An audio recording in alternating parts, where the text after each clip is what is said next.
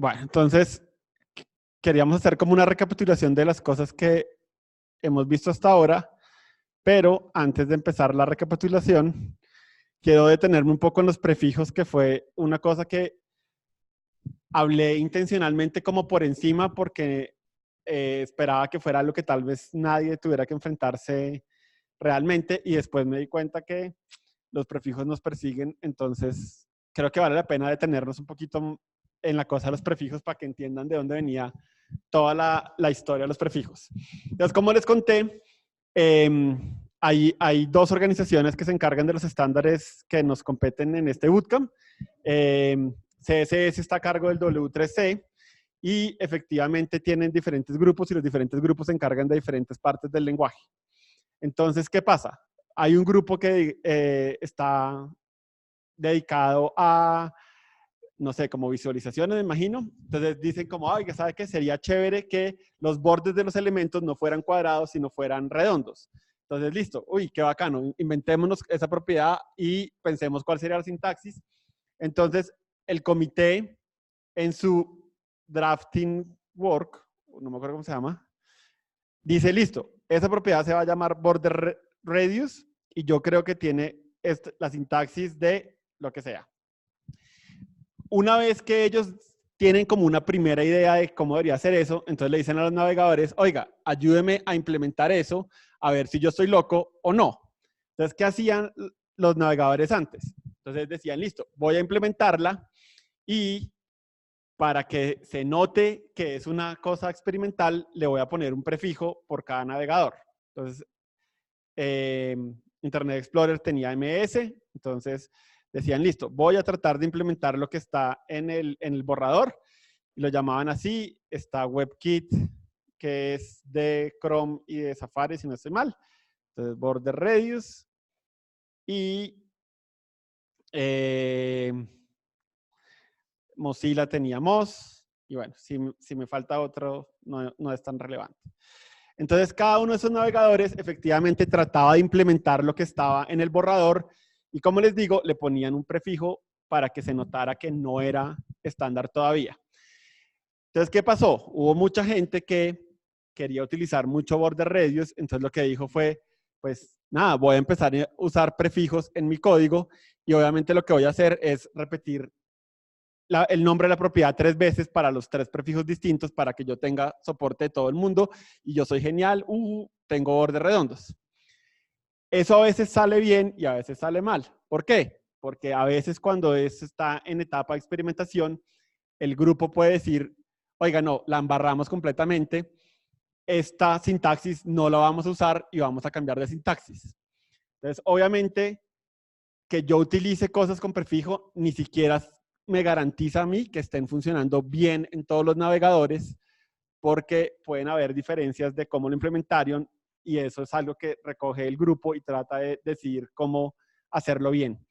Una vez que el grupo dice, ok, listo, ya tenemos un consenso de que funciona bien, y entonces efectivamente sale la propiedad border radius y todos los navegadores la implementan, y la implementan como dice el estándar. Por lo tanto, si yo uso la propiedad sin prefijo, estoy seguro que todos van a usar, o sea, todos la van a implementar igual, porque por eso está en el estándar. ¿Sí? Entonces, esa era la cosa con los prefijos. Lastimosamente, todavía hay librerías que uno encuentra en internet que usan prefijos. Entonces, seguramente alguna vez tal vez se van a encontrar con esta vaina de guión WebKit para alguna cosa. Y como les digo, en teoría, si una propiedad tenía un prefijo, seguramente ya tiene, o sea, ya está bien implementada y ya no tiene prefijo. Entonces, en vez de utilizar WebKit Border, pues utilicen Border Radius, porque ya debería estar implementada. Hay propiedades que se murieron antes de volverse estándar. Y esta mañana leí una y ya se me olvidó, obviamente, pero efectivamente ha pasado que hay propiedades que solo existen en los prefijos. Entonces, de nuevo, si me preguntan a mí, no utilicen propiedades que tengan prefijos, aun si no existen en el estándar, porque de nuevo, nadie les garantiza que eso va a funcionar bien de un navegador a otro. Si hay una librería que ya la utiliza, pues tienen, puede, o sea, si les está causando problema, pues traten de sobreescribirla, pero en términos generales, ustedes por ustedes mismos jamás utilicen eso. si hay una característica súper chévere que solo existen prefijos y la quieren usar, no la usen, porque de nuevo es casi que imposible estar seguro que eso va a funcionar en todos los navegadores de una manera consistente. Y bueno, entonces esa era un poco como la historia de los prefijos. Creo que además ver los prefijos ayuda a entender un poco qué era el prefijo y por qué la cosa. Esa era la historia de los prefijos que me habían preguntado. No sé si de eso tienen alguna pregunta o podemos pasar a nuestra presentación. ¿Ah? ¿Todo bien? Bueno, entonces, queremos hacer esto de una manera dinámica. Entonces, básicamente les voy a leer un problema y lo discutimos entre todos. Entonces, imagínense que, qué pena yo les quito esta ventana que obviamente no va a poder quitar. Bueno. Entonces, el día de mañana les dicen, listo, necesito que me ayude a trabajar en el website y más o menos son 6 meses de trabajo y la empresa les pide que tenga todas las funcionalidades que se espera de un proyecto moderno, entre comillas, lo que sea que signifique un proyecto moderno, pero ustedes entienden. Listo, la pregunta que quiero que discutamos como grupo es si para un proyecto así ustedes usarían un framework como Bootstrap. Y espero que alguien conteste. Entonces, como esto es chévere, entonces pasémosle el micrófono a alguien a que nos diga qué opinas sobre eso.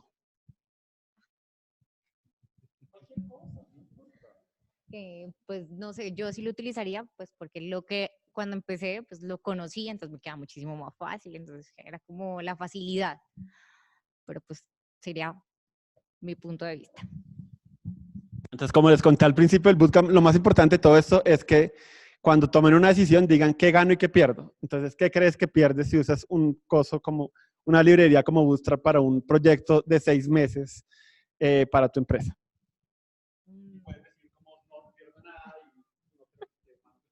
Lo único que me ha pasado es que intento modificar cosas que no sé dónde están.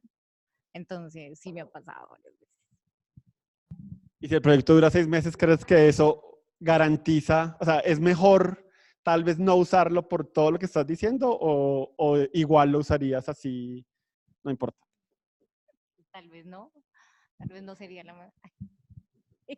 Tal vez pues no sería la mejor opción utilizarlo. Okay. ¿Alguien opina igual, opina distinto? Yo sí lo utilizaría porque me reduce el tiempo de producción, a pesar que sí tiene unas falencias, que es que toca reescribir a veces algunos estilos, pero por la parte de la grilla y pues otras cosas que son funcionales, sí lo usaría. Y además es muy pequeño. ¿Y qué pasa si cada mes tienes que corregir bugs de Bootstrap que no tienen que ver con tu código y no sabes dónde tener que sobreescribir algo? ¿Eso no impactaría tu decisión? No, pues es que es un proyecto muy pequeño, o sea, yo... Y la parte del proyecto moderno es porque no es pequeño, o sea, es complejo. Sí, no, porque es que pues proyectos de 6 meses puede reducirse a un proyecto pequeño, puede que sea solamente una página web de subpáginas de 15, pero se redujo el tiempo de, no sé, 4 semanas a 2 semanas porque pues estaba la grilla de Bootstrap y el menú y un montón de cosas que uno que puede utilizar, hasta los modales y todo. Pero lo que dices es verdad, pero no ha pasado, no me ha pasado y pues prefiero usarlo en proyectos de 6 meses hacia atrás y no proyectos de 7, 8, 9 meses hacia adelante, cuando realmente sí es mejor tener una propia grilla y propios estilos. Pero mira que tu punto tiene una parte interesante. De 6 meses de trabajo, ¿cuánto tiempo te demoras tú implementando tu propia grilla con respecto a todo el proyecto? ¿Y cuánto tiempo podrías pasar resolviendo bugs de Bootstrap que si no usas Bootstrap, si no usas tu propia grilla, sabrías dónde resolver? Es mucho más difícil crear que implementar. Pues lo pienso yo, ¿no? Es una cosa mía propia. Entonces es más difícil crear que implementar. ¿Por qué? Porque crear tú tienes que tener en cuenta muchas cosas que a veces se te pasan. Entonces, por ejemplo, no sé, el padding, que la margen de la grilla de del subconsciente. Creo que no me están entendiendo mucho, pero es que si tuvieron lapicero, bueno, en fin. Pero hay muchas cosas que uno creando se le pasan. Por ejemplo, el reset y un montón de cosas que el navegador tiene. Entonces, ya cuando uno implementa todo eso, por ejemplo, Bootstrap lo tiene. Entonces, pues para mí es mucho más difícil. Es más fácil resolver bugs de uno que bugs de Bootstrap, ¿o no? Bueno, volviendo a mi historia, todas estas discusiones siempre es qué gano y qué pierdo. Entonces, bueno, ese es tu punto de vista, eso es chévere. Para mí, pues en mi experiencia, yo uso solamente Bootstrap cuando es un proyecto de máximo una semana. O sea, digamos, donde yo trabajo pasa mucho que proyectos de ya para allá, como en todos lados. Entonces, para eso sí, pero digamos, un proyecto de 6 meses que probablemente crezca y que usualmente esos proyectos pasa mucho con los clientes, que es como yo quería esto inicialmente y ahora ya no quiero esto, sino quiero esto otro y ahora esto no. No sé, yo sí he tenido muchos problemas con Bootstrap, la verdad, o con otros frameworks, no solo con Bootstrap. Usé una vez Bulma y fue horrible. Porque, ¿qué pasa?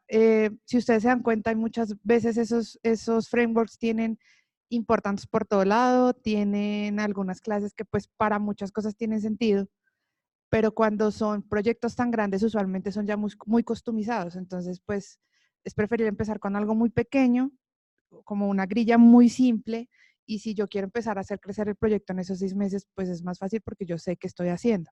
Además, no solo eso, usualmente uno no trabaja solo, uno trabaja con otros front o con un back o lo que sea. Entonces, a veces tener un equipo de trabajo en donde todos tenemos un control real de cómo se está desarrollando el proyecto es un poco más fácil y no de yo hice un cambio y sobreescribí algo en la librería y entonces tú hiciste otro cambio y entonces me molestaste el cambio que yo había hecho y me sobreescribiste otra clase y eso se empieza a volver un zafarrancho horrible.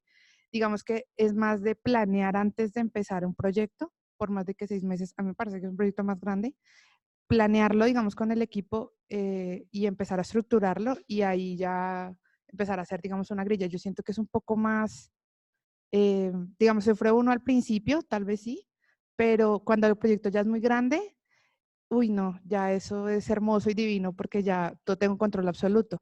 Cuando el proyecto ya se vuelve, tengo 15 subpáginas y hay un pain que está molestando en Bootstrap y no tengo ni idea en dónde es, eso es horrible porque ya las 2 semanas que me ahorré al principio, pues las perdí en un bug y eso es horrible. Entonces, para mí, digamos que tiene un poco más sentido.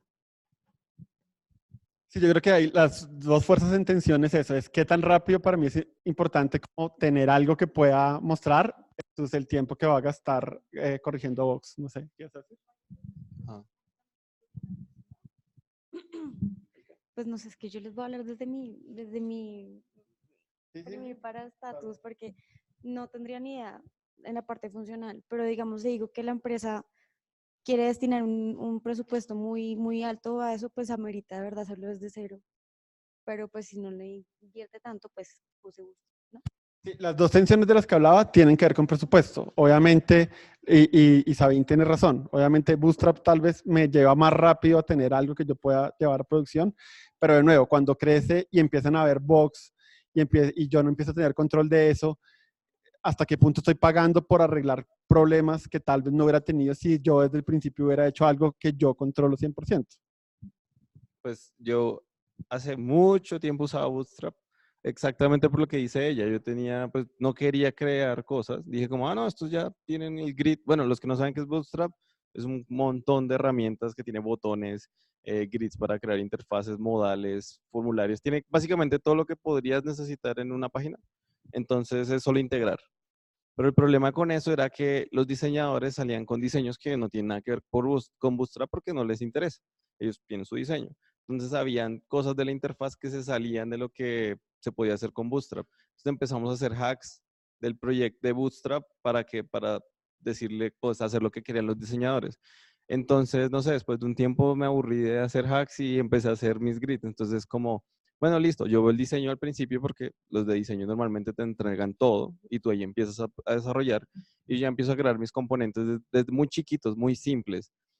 Y como todo el proyecto, todos los del proyecto tienen control sobre eso, es mucho más fácil integrar cosas nuevas. Obviamente, hay cosas que a veces uno no tiene tanta experiencia como un modal, que hacer modales es horrible. Entonces, ¿uno qué hace? Se baja un modal. Y de hecho, Bootstrap te permite bajarte solo la parte que necesitas. No necesitas todo Bootstrap. La mayor parte de hacks de Bootstrap realmente son con el CSS. Eso es lo que nosotros casi nunca usamos. Pero los componentes de JavaScript, que son los dinámicos, como las galerías y los modales, sí los usamos. Pero de grid yo me alejaría de eso. Van a pelear más con el grid que realmente trabajando. Sí, yo creo que ahí hay otra tensión que vale la pena tener en cuenta, ¿no? Si yo tengo un diseñador que ya me va a decir cómo se ve la página, tratar de coger el diseño y meterlo a Bootstrap es un dolor de cabeza. Si yo no tengo un diseñador, o el diseñador soy yo, pues obviamente eso alivia un poco la cosa, pero obviamente sí, tratar de encajar un diseño en Bootstrap es un dolor de cabeza y ahí creo que se pierde toda la gracia de tener una librería. Como les conté la vez pasada, digamos, y retomando la pregunta de qué es Bootstrap, resulta que antes hacer un layout en CSS era un dolor de cabeza porque no había buenas propiedades para hacer un layout. Resulta que había unas propiedades que se podían usar de una manera un poco hacky para hacer un layout. Entonces, ¿qué pasó? Alguien le puso una librería y tiene sentido porque si voy a hacer cosas hacky, pues mejor no quiero hacerlas yo, quiero que alguien las haga por mí y yo simplemente jugarlas. ¿Qué pasó? Que efectivamente el estándar dijo, oiga, todo el mundo está usando cosas hacky para resolver un problema que tiene sentido, voy a hacer una propiedad que ayude a solucionar ese problema de la manera correcta. Entonces, como les contaba, Bootstrap nació en una época en donde CSS era más limitado, hoy en día CSS ya no es tan limitado. Entonces, el problema de los layouts está resuelto ya en CSS sin tener que usar Bootstrap. Seguramente ya no tiene sentido usar Bootstrap para eso. Ahora, como dice Link, Bootstrap también se dio cuenta que la gente se quejaba de que yo cargo un montón de cosas, entonces ahora es un poco más modular. Y de nuevo, ahí están las tensiones de las que estamos tratando de hablar, de cuándo sí usarlo y cuándo no usarlo. Bueno, y la mayoría de los problemas del grid de Bootstrap es en breakpoints muy raros. Porque ellos dicen, no, esto es una tablet, de tanto a tanto es tablet, de aquí para arriba es desktop y esto es un mobile. Pero estamos en un mundo donde hay phablets y hay celulares con una resolución rarísima que como que es celular, pero no lo es porque es muy grande. Entonces ahí uno empieza como a pelear con ese grid porque ellos simplemente tienen, creo que 4 breakpoints. ¿Y cuántos celulares no hay? Entonces ahí es donde uno más pierde tiempo. El resto, el modal, aguanta. Sí, obviamente también hay diseñadores que dicen que usar el diseño de Bootstrap porque entonces todos los modales se van a aparecer y seguramente ahí volvemos a la misma tensión de si tengo un diseñador o si... Pero bueno, esa era un poco como la cosa. No sé si alguien quiere opinar algo más.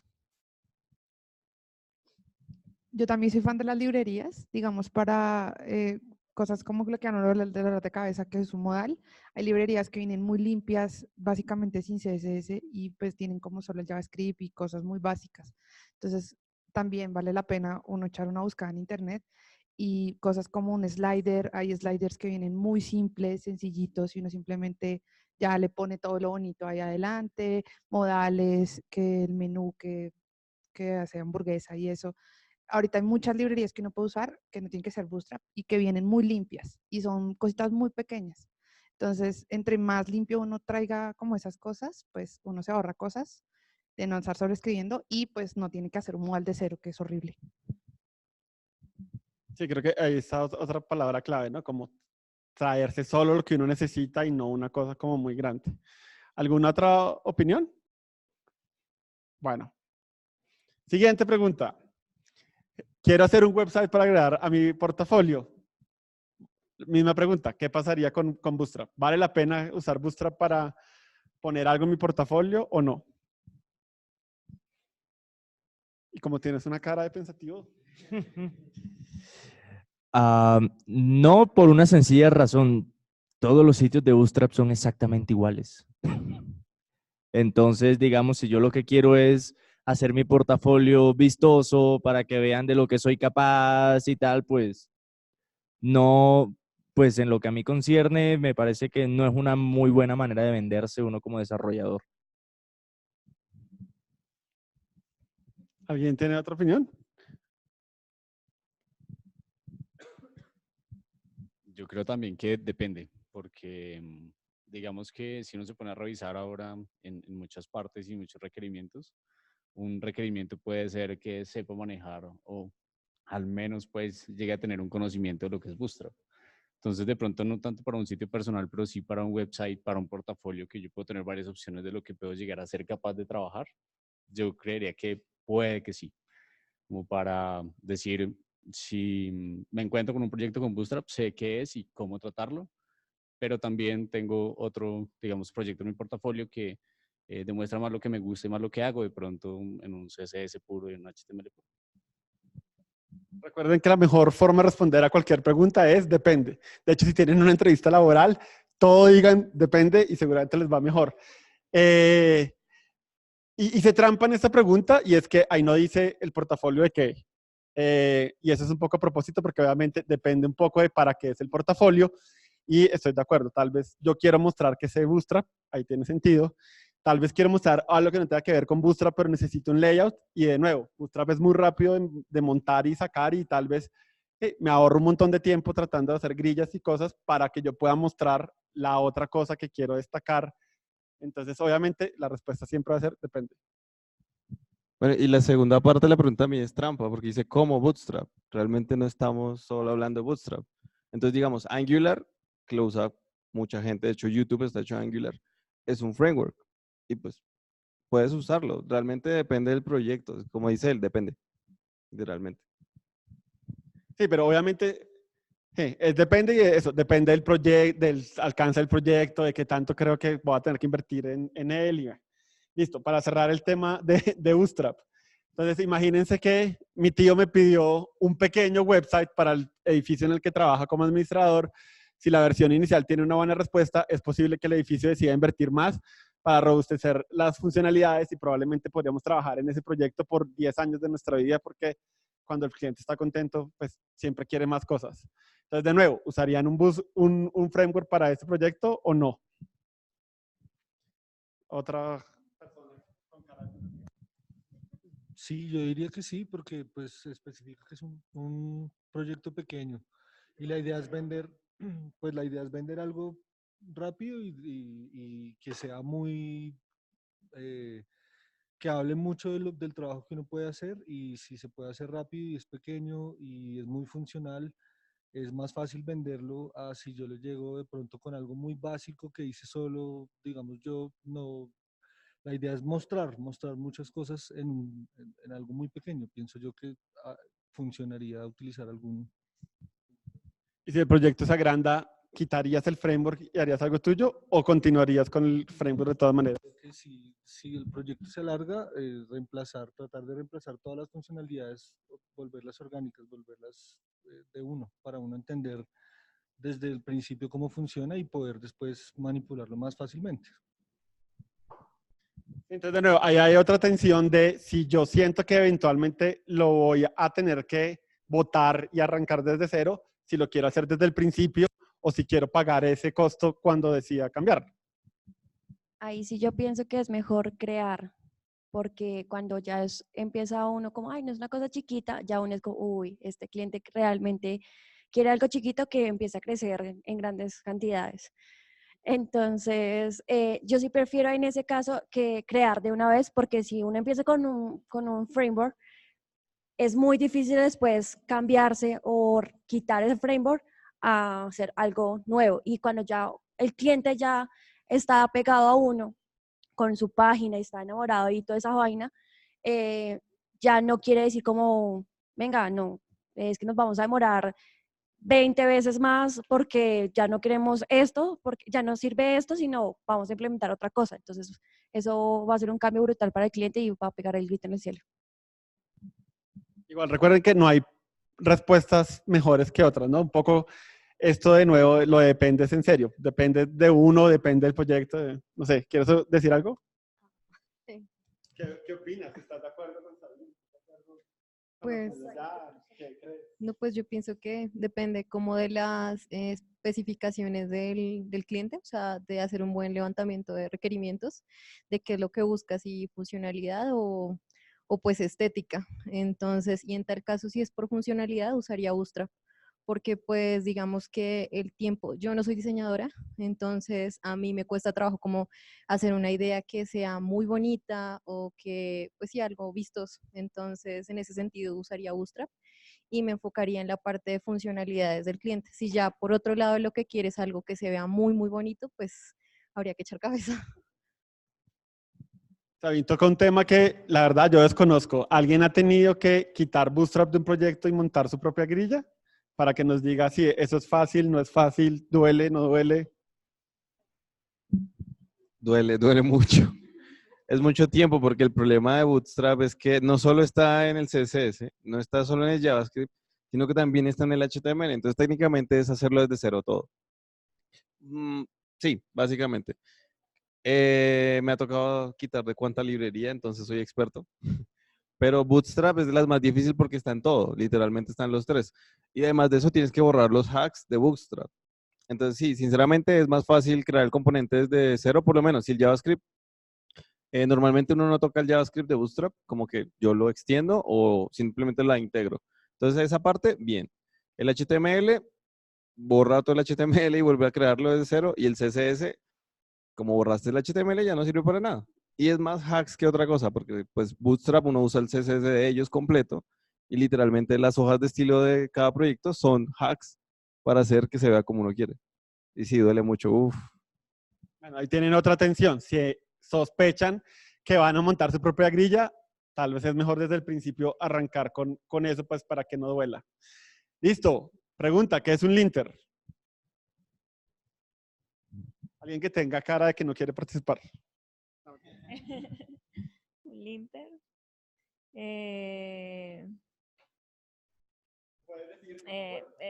No me acuerdo. ¿Qué es un linter? Un linter creo que es, como como un script o algo así que nos ayuda a limpiar el código, a ponerlo más bonito para, pues si yo estoy escribiendo código y de pronto no tengo la misma forma de escribirlo que las otras personas que colaboran en el proyecto, entonces para que se estandarice, algo así. Esa es otra cosa que se llama un formateador de texto, pero va para la misma cosa. ¿Quién sabe qué es un linter? ¿Harry ya lo leyó? Sí, pues acá lo tengo, pero es que no sé, es que es muy parecido a lo que la compañera dijo. Pues yo lo puse, digamos, como un formato de estilo de código, como para que todos manejen, digamos, como el mismo estilo. Ese es el formateador de código que Miguel habló de Prettier, pero un linter es un poco más específico. Es como poner reglas de cómo van a ser la forma de que se vea el código y también la parte lógica. ¿Sí? Sí, ¿alguien quiere dar otra definición? ¿O trabajamos sobre esa? Pero no les dé pena, tranquilos. ¿Quién sabe?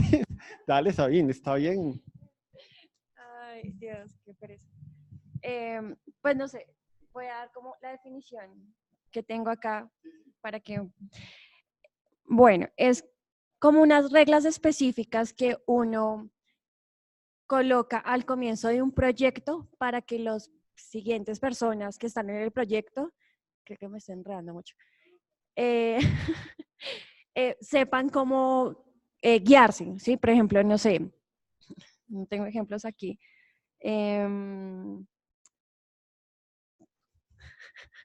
No sé, como el important se usa solamente, exclusivamente, cuando hay más de 2 selectores arriba. ¿Me va a entender? Más o menos. ¿O no hay por ahí? Exacto, se usa o no se usa un punto y coma, algo así. O entre comillas simples o comillas dobles. Listo, entonces vamos. Un linter es una herramienta, obviamente, y como es una herramienta, es una cosa que todos pueden utilizar en el proyecto. Y el linter está hecho específicamente para atrapar errores que uno tal vez no ve. Entonces, si ustedes se acuerdan, HTML y CSS no regañan por nada. Si uno la embarra, seguramente lo ignoran a uno y ya, y seguramente uno no quiere que lo ignoren. Entonces el linter, uno corre el linter en cualquier momento y él le hace un análisis del código que uno está escribiendo.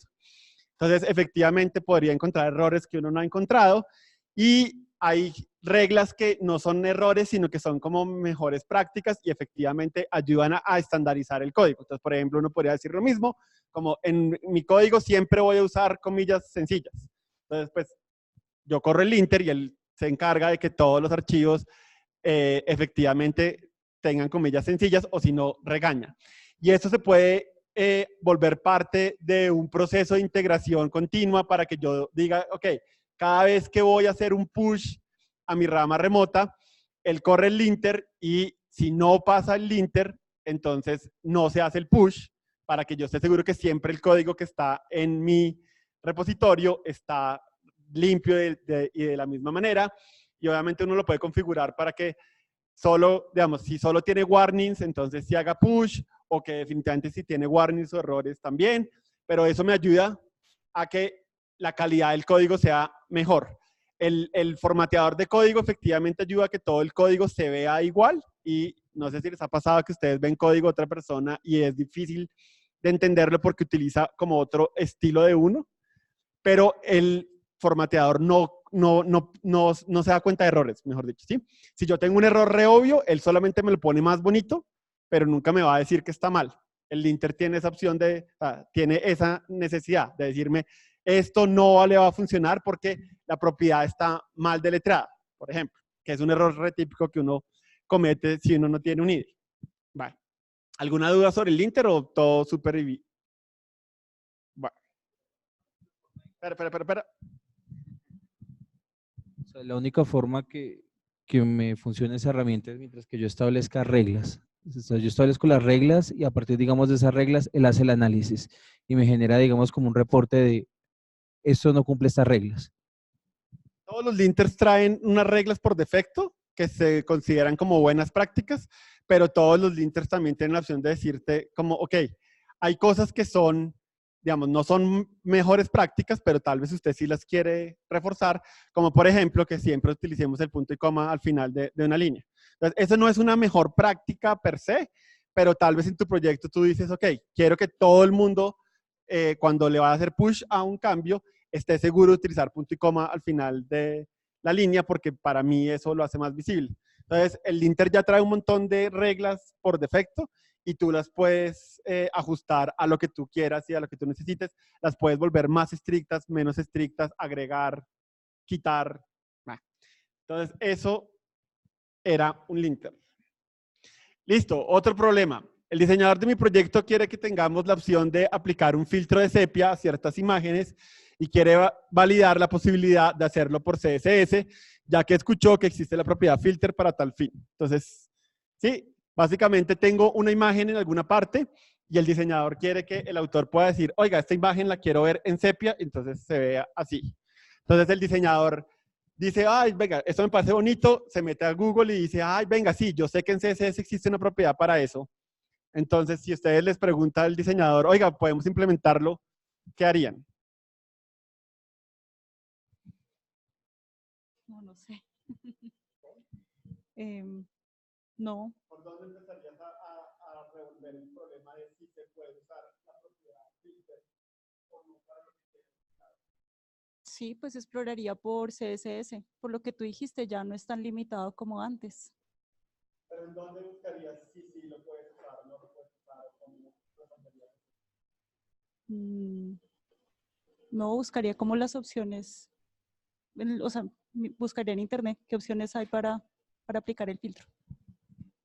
¿Alguien tiene una idea de dónde buscar en internet exactamente si pueden? No, pues.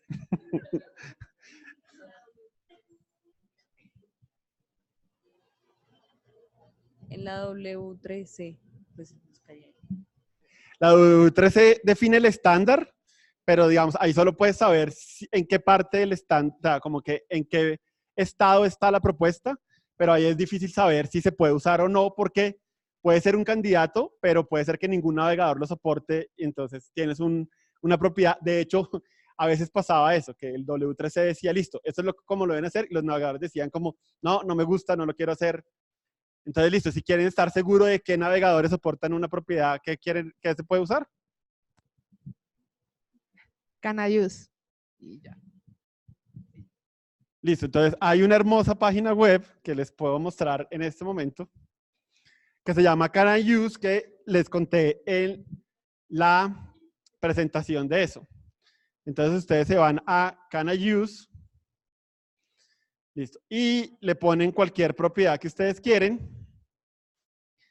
Y efectivamente él bota esta gráfica que es un poco intimidante al principio, pero básicamente las primeras columnas son los navegadores más utilizados y verde oscuro significa completamente soportado. De hecho, entonces este verdecito de acá significa completamente soportado. De hecho, ven, ahí está un chulo.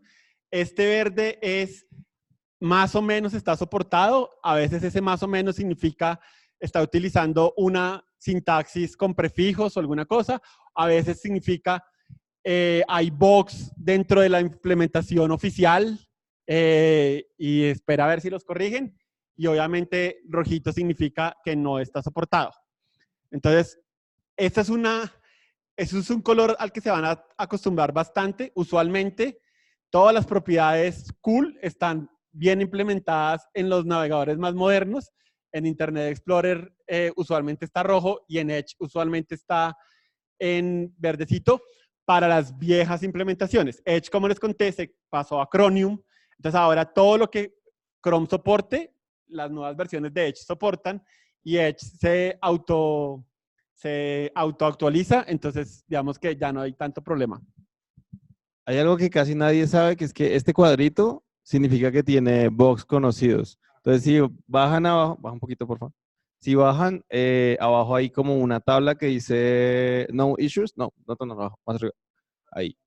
Entonces, esos se refieren a esos cuadritos. Si algún día tienen un problema y ven que en la versión que necesitan soportar tiene ese icono, bajen a ver qué es, porque normalmente hay cosas que son muy conocidas, como no sé, que si le pones una unidad diferente en cierto navegador va a hacer otra cosa que no debería. Pero pues es un bug conocido y ahí dice, de hecho pueden entrar a la página de los navegadores, normalmente tienen todos los bugs públicos y uno puede ver si están trabajando en ellos, si lo van a arreglar, si no, que pasa mucho que es como, no, eso quedó así y lo arreglamos en la siguiente versión. Entonces ahí...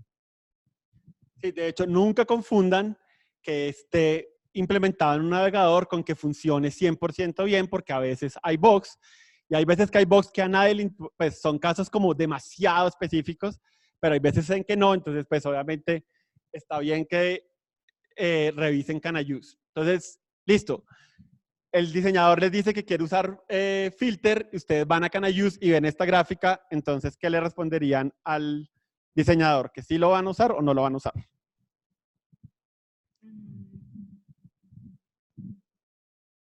Depende. No sé. Pues es que se ve la mayor parte verde todo, ¿no? Entonces podría decirse que sí está como viable para usarse, ¿no? ¿Cuál es la mejor respuesta para todas las preguntas? Depende. ¿Depende de qué? De cuál vaya a ser el navegador en que lo vamos a mostrar. Depende de la audiencia, ¿no? Si a mí no me importa soportar Internet Explorer específicamente, entonces seguramente filter es una cosa que ustedes pueden usar. Si por alguna razón les toca usar, soportar IE, pues no es tan chévere. Entonces, acuérdense canayuse.com, como les digo, acá ponen el nombre de la propiedad y ahí les bota el cuadrito, es lo más de chévere y sofisticado. Entonces, volvamos a nuestra presentación. Bueno. Entonces, imagínense que el día de mañana en la empresa donde ustedes están les dicen, oiga, venga, tenemos un candidato al que queremos entrevistar porque tiene una hoja de vida que nos parece interesante. Por favor, hágale una entrevista y ustedes ven en las habilidades que dice que sabe HTML6 y CSS4. Entonces, ¿qué le dirían ustedes al departamento de recruiting? que después de HTML, no me acuerdo qué versión, ya no hay un número. Que es mentira. No, que es mentira lo que está diciendo. ¿Alguien más? ¿Alguien lo contrataría?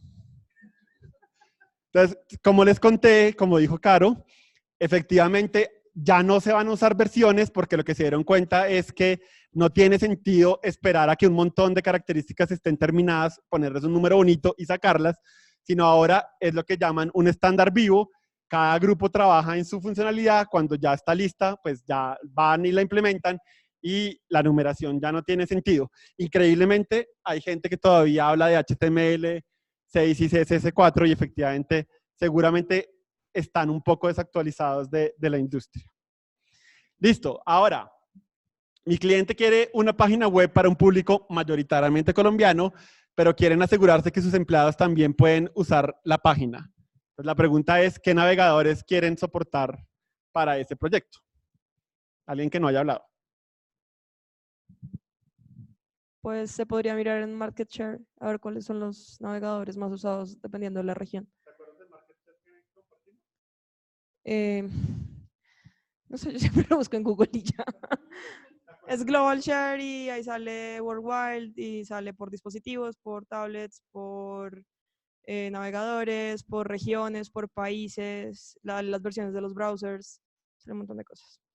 Lo he usado, pero no sé. ¿Alguien se acuerda cuál es el porcentaje de ahorita más o menos? O por lo menos, ¿qué takeaway podemos sacar de la torta como está ahorita? Hay que soportar qué navegadores sí, qué navegadores no son tan importantes. Y... ¿Alguien quiere?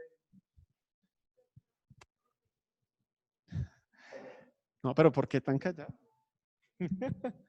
Nada, me acuerdo que Internet Explorer estaba en la base, ¿Con cuánto?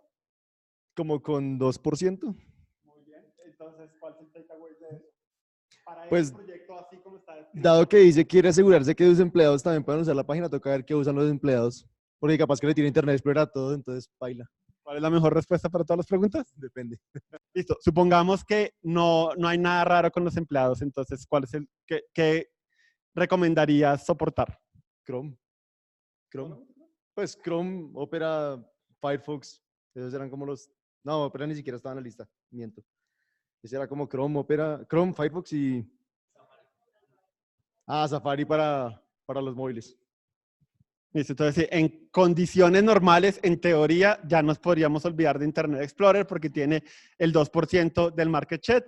Y como les conté, una vez leí un consejo que me parece sensato y es como, si ustedes quieren hacer algo para ese 2%, que tiene sentido, no hagan desgastes raros, tal vez muestren la página como la van a mostrar en mobile, que no se ve sofisticada, pero es el 2% de la audiencia de ustedes, seguramente no es tan grave. Listo, misma pregunta, pero ¿qué pasa si la compañía que quiere que sus empleados la vean le compró computadores que tienen Windows 7 a todos sus empleados? ¿Eso en qué cambia nuestra respuesta de los navegadores? ¿Alguien que sepa en qué cambia? O sea, que van a hacer uso de Internet Explorer, porque está como el navegador predeterminado. ¿El navegador predeterminado de Windows 7 es Internet Explorer algo? Ya no me acuerdo si es 11 o es 8, pero va por ahí. Entonces, obviamente, en ese caso, hay que darse la pela y soportar Internet Explorer de alguna manera. ¿Y qué pasa si después la compañía dice, bueno, ok, voy a actualizar los computadores de mi oficina y lo cambié a Windows 10 en vez de Windows 7? ¿Eso cambia la decisión o es la misma todavía? Sí, creo que ese viene con Edge. Es que no utilizo Windows, entonces con Edge. Entonces creo que sí. O sea, le cambiaría la... Eso viene con Edge, entonces ya no es tan importante Internet Explorer y Edge se actualiza solito. Entonces, bienvenidos al mundo de la felicidad, básicamente. Listo. Pero, claro que sí, pero para eso estamos. Eso de que Edge se actualiza solito, creo que también es una vil mentira. O sea, básicamente Edge es otro Internet Explorer. He conocido muchos casos de clientes que no les funcionan la página. Y entonces uno va a revisar y dice, pero es que usted no tiene Windows actualizado. Sí, no me deja actualizar Windows porque hay errores. Entonces lo dejo ahí. Entonces se quedaron en una versión de Windows 10 que es de hace 2 años porque no los deja actualizar y Edge solo se actualiza cuando actualizan Windows. Entonces, por consiguiente, no tienen un Edge actualizado porque Edge se quedó en una versión atrás 2 años. Sí, ese es un buen cosa. Nunca había escuchado eso, pero tiene sentido. Con Microsoft esas cosas pasan. Bueno, otro problema. Un amigo quiere conocer mi opinión, encontró en un tutorial online una propiedad con prefijo que le permite hacer algo muy chévere que quiere usar, pero está inseguro sobre si debe usarla o no. Entonces, ¿qué le dirían a nuestro amigo que quiere saber si usar una propiedad que encontraron en internet con prefijo? No sé. No. ¿Es buena idea usar propiedades con prefijo o no? ¿O qué problemas tiene, qué ventajas tiene, qué problemas tiene, cuándo sí, cuándo no? Es que no sé. Yo también estaría insegura de usar. O sea, es que no sé, no estoy segura. Bien, eso está bien. ¿Quién tendría otra opinión distinta? Pues como acabamos de ver, pues que la idea sería que buscara la misma propiedad pero sin el prefijo, pues para que se asegurara como un soporte consistente y pues si no tiene otra opción, pues no sé, ahí sí, que lo piense muy bien.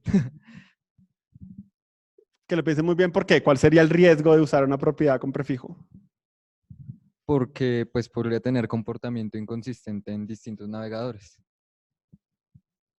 Y eso a veces puede estar bien, puede ser que la inconsistencia sea muy pendeja y no nos importe, pero si nos importa, pues obviamente hay que estar pendientes de eso.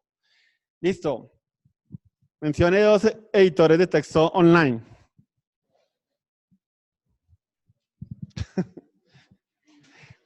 No, bueno, pueden revisar apuntes. Nadie dijo que esto tenía que ser de memoria. Parte de trabajar en la industria no es saberlo todo, sino es saber dónde encontrar las respuestas. CodePen, Code Sandbox y JS Fiddle. Exactamente. Ahora, ¿para qué creen que sirve un editor de texto online si ya tengo un IDE? O sea, ¿cuándo usarían un editor de texto online versus pasarse al IDE de ustedes? O si yo tengo un IDE, nunca necesito un coso de estos y ya todo es chévere.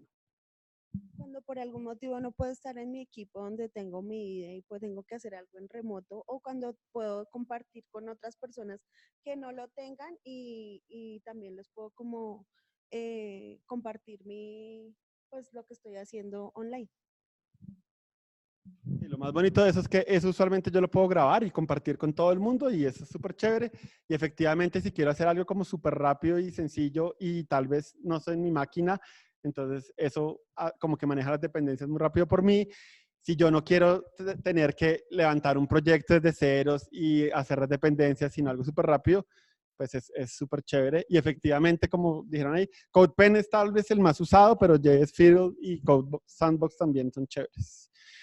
Listo, ¿qué ventajas hay en usar un sistema de versionamiento? O sea, todo lo que estábamos haciendo antes, ¿eso para qué? ¿Tiene gracia? ¿No tiene gracia? ¿Era ganas de complicarnos? Que llevas una trazabilidad del trabajo que tienes y, digamos, encuentras errores, sabes a dónde devolverte, dónde trabajarlos. Entonces, esas son las ventajas de versionarlos. ¿Alguien más quiere aportar algo? También creo que facilita el trabajo en equipo, porque varias personas pueden trabajar sobre el mismo código, creería yo. Sí, obviamente si el código está descentralizado, pues todo el mundo puede hacer push y pull de ese código y eso ayuda un montón. ¿Algo más que quieran compartir? ¿Les pareció fácil usar Git o no les pareció fácil? ¿Qué pereza usar Git porque es muy complicado? Eso se coge, es un gusto adquirido. Hay un momento en que uno ya después pasa como la curva de aprendizaje y Git es súper chévere. Bueno, eso era todo de la recapitulación. ¿Alguien tiene alguna cosa adicional de lo que hablamos, de lo que no hablamos o de lo que hablamos o algo? ¿Todo está súper? No entendí, ¿sí? ¿No? ¿Más o menos? Espera, vamos a decir modelo de luz. Listo. Entonces, muchas gracias. Voy a parar acá